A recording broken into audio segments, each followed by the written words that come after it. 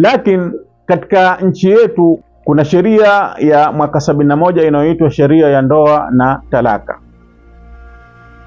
Sheria hii kuna mambo inaafikiana na Uislamu kama tulivyoeleza, na kuna mambo haiafikiani na Uislamu.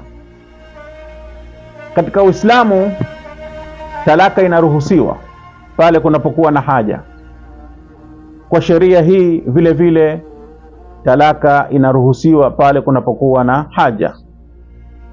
Tofauti ni kwamba katika sheria ya Kiislamu tumesema talaka ni haki ya mume.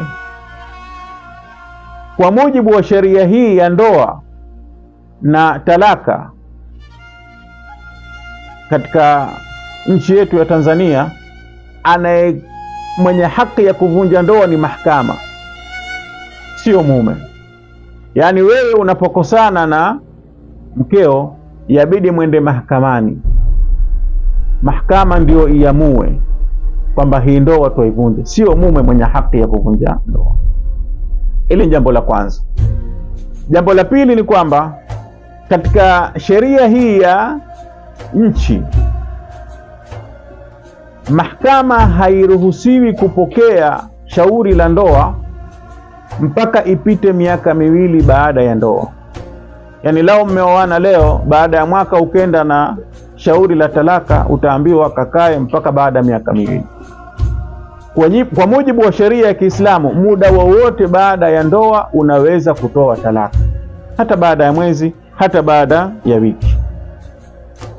Kwa hiyo kwa mujibu wa tofauti hizi ni kwamba unaweza kutoa talaka ya Kiislamu, lakini kisheria, kikanuni ikawa ni si talaka, kwa sababu kanuni haitambui talaka ambayo haikutolewa na mahakama.